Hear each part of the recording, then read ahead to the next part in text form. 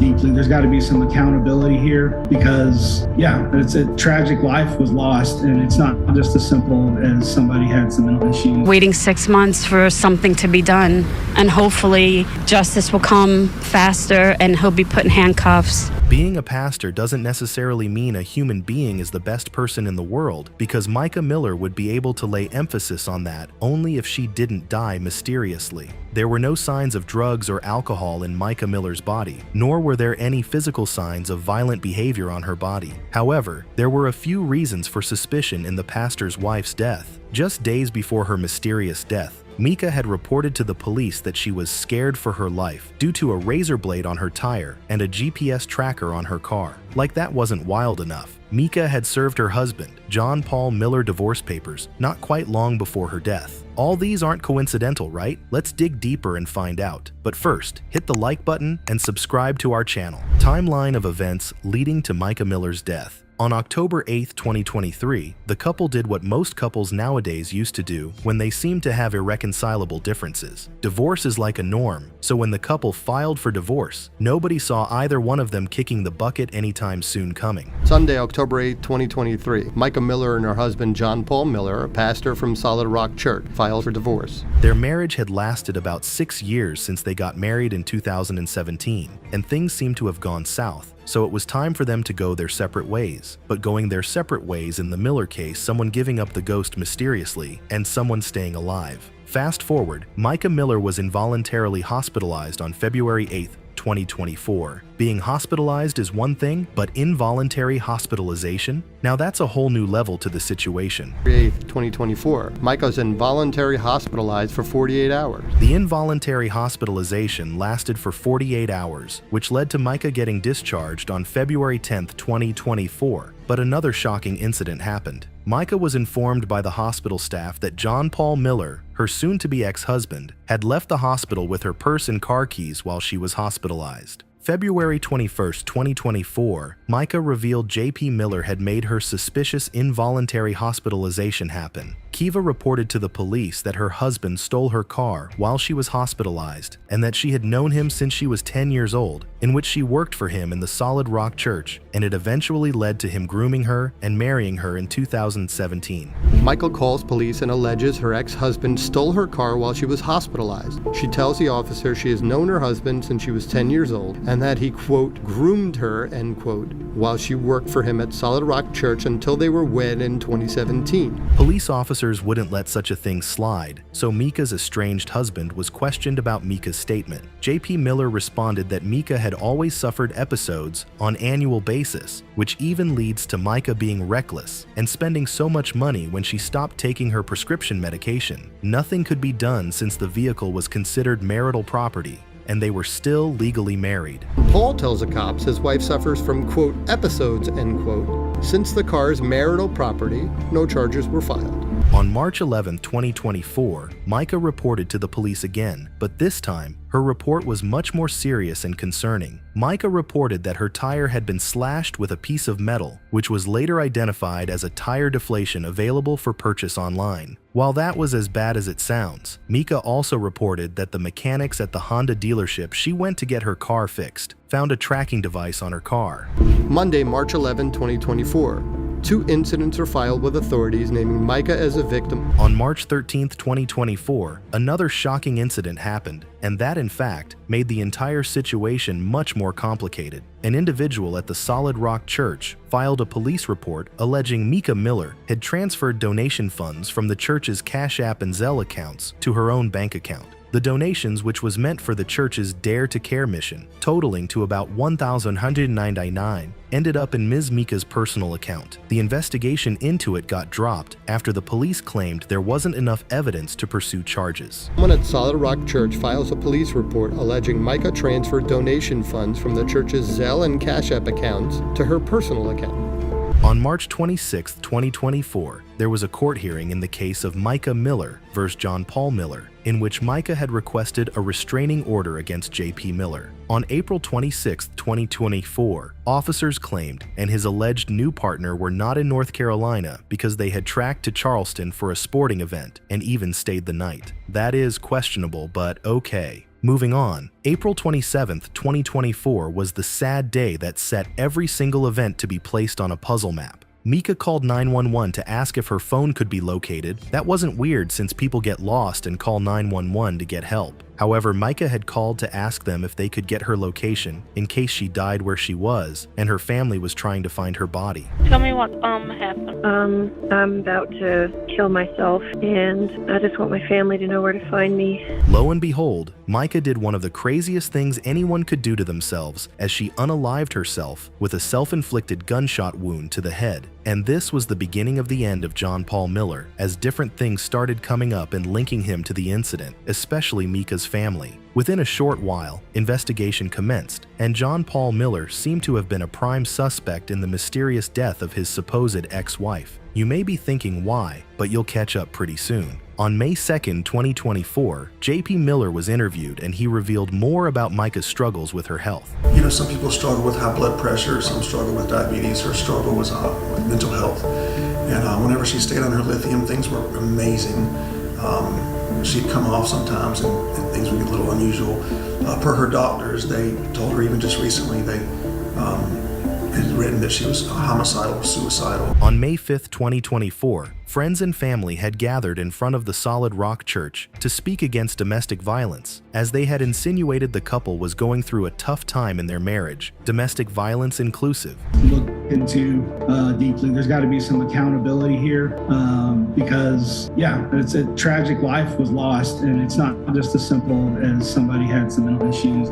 A memorial service honoring her life followed the rally. A few days after the rally at the church, John Paul Miller released a statement through his lawyer saying, "This created a buzz, causing local and national media outlets to begin proliferating these falsehoods on a mammoth proportion. Our client refutes any report that suggests he ever abused his wife. Recent reports claim that Pastor Miller groomed his wife from the age of 10 years old couldn't be farther from the truth."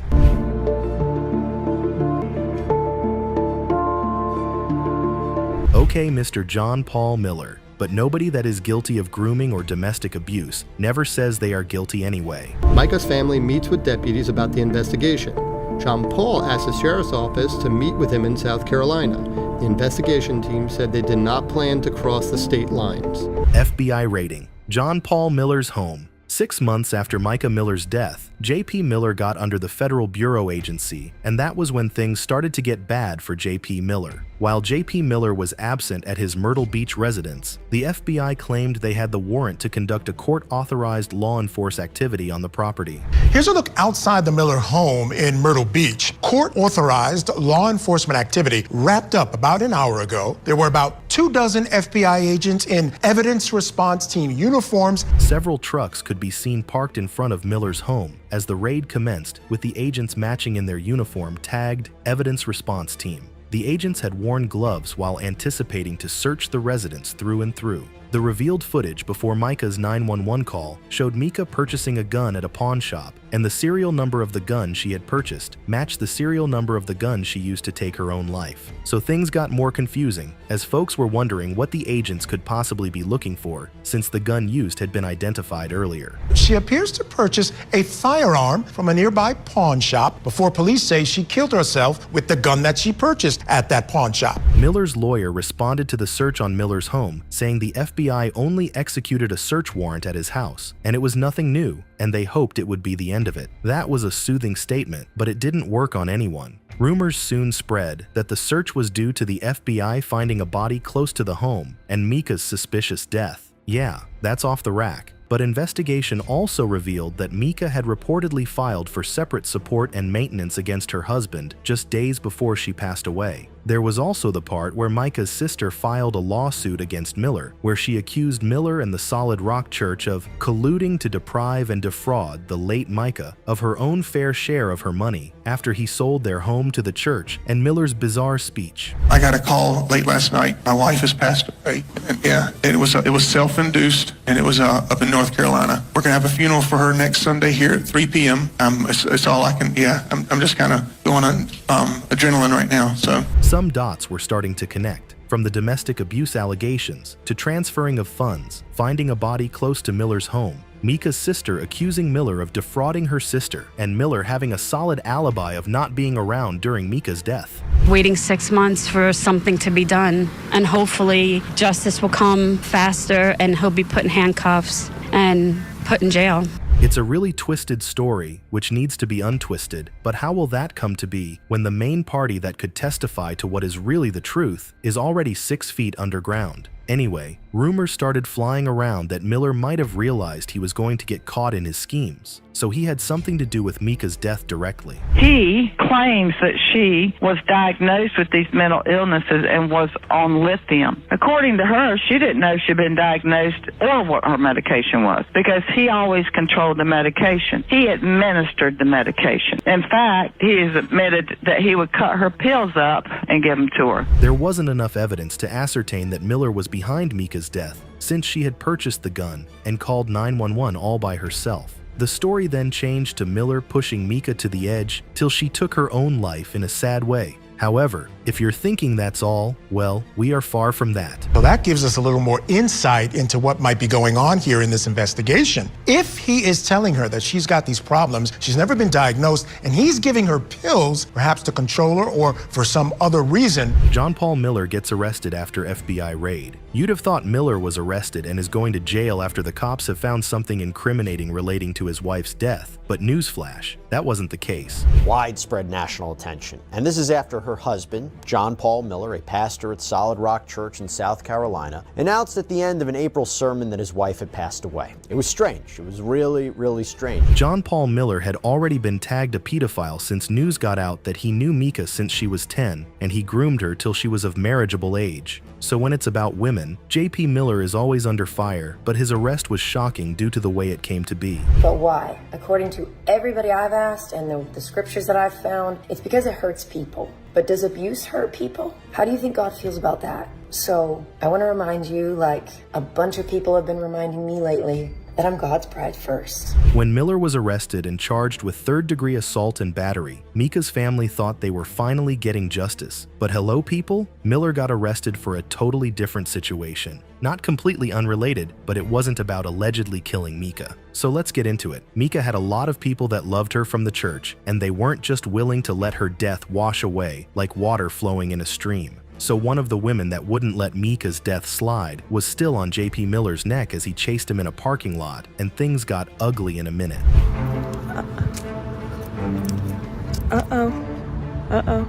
Uh-oh, y'all. What's going on? At first, JP Miller was running away from the woman as he was chasing her, but the man soon realized that he didn't have any reason to run. Miller turned back as the woman screamed at him and questioned her, asking her to repeat herself since she wouldn't stop chasing him. Y'all, what's going on?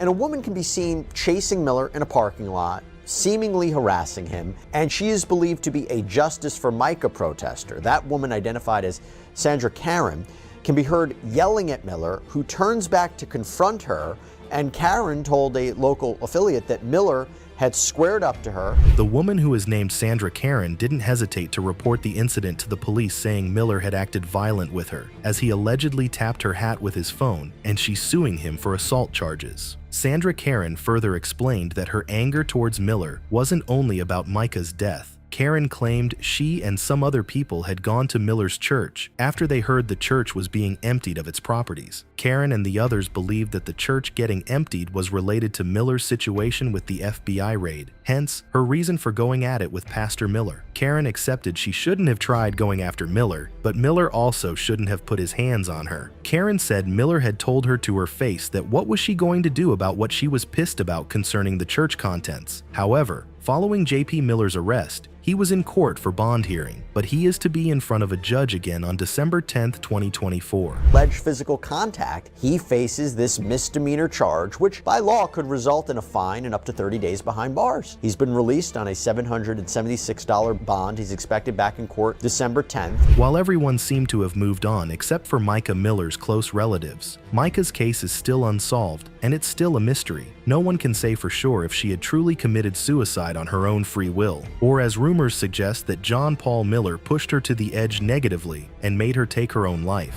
Public supporters calling for justice for Mica accuse John Paul Miller of abusing his wife and even pushing her to take her own life, though he has denied this.